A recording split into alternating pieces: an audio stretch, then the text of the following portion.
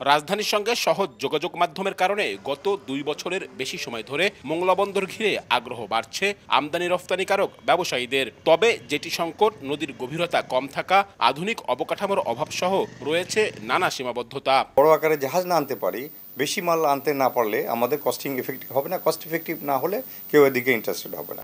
এসব সীমাবদ্ধতা বিবেচনায় নিয়ে এবার বন্দরের উন্নয়নে বড় ধরনের প্রকল্প হাতে নিয়েছে কর্তৃপক্ষ। মোংলা বন্দরের সুবিধাদির সম্প্রসারণ ও আধুনিকায়ন শীর্ষক ৪,০৬৮ কোটি টাকা ব্যয়ের এ প্রকল্প বাস্তবায়ন হতে যাচ্ছে, যার মধ্যে ৩,৫৯২ কোটি টাকা ঋণ সহায়তা দেবে চীন। বাকি টাকা পাওয়া যাবে সরকারি বরাদ্দে। চায়না সিভিল ইঞ্জিনিয়ারিং কনস্ট্রাকশন কর্পোরেশনের সঙ্গে চুক্তি স্বাক্ষর হয় গত ২৫ মার্চ। ২০২৮ সালে প্রকল্পটির মেয়াদ শেষ হওয়ার কথা রয়েছে। ২টি জেটি নির্মাণ করব এই প্রকল্পের আওতায়, কন্টেনার ইয়ার্ড নির্মাণ করব এবং কন্টেনার ডেলিভারি ইয়ার্ড নির্মাণ করব, আইসিটি ফ্যাসিলিটিস গুলো ডেভেলপ করব যাতে বন্দরের অটোমেশন হয়।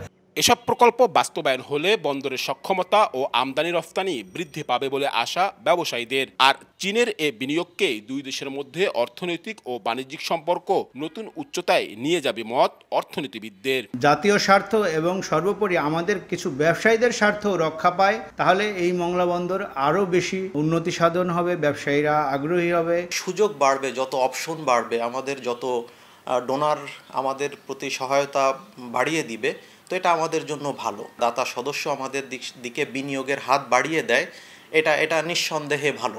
সুন্দরবনের কোল ঘেঁষে পশুর নদীর পূর্ব তীরে ১৯৫০ সালে মোংলা বন্দর প্রতিষ্ঠিত হয়। বর্তমানে বন্দরের ৫টি জেটিতে ২২টি নোঙর পয়েন্টে একসঙ্গে ৪৭টি জাহাজ ভিড়তে পারে। শুধু নতুন এই প্রকল্প নয়, ৬,০০০ কোটি টাকা ব্যয়ে upgradation of Mongla port, inner bar dredging, অসম্পূর্ণ ২টি জেটি নির্মাণ সহ অন্তত ৮টি প্রকল্প চলমান আছে মোংলা বন্দরে। যেসব প্রকল্প ঘিরে নতুন করে অর্থনৈতিক সম্ভাবনা দেখা দিয়েছে এ অঞ্চলে, যে সম্ভাবনা কাজে লাগিয়ে আগামী দিনে সফল উপ আঞ্চলিক সমুদ্র বন্দর হয়ে ওঠাই সংশ্লিষ্টদের লক্ষ্য। আব্দুল্লাহ আল মামুন রুবেল, সময় সংবাদ, মোংলা।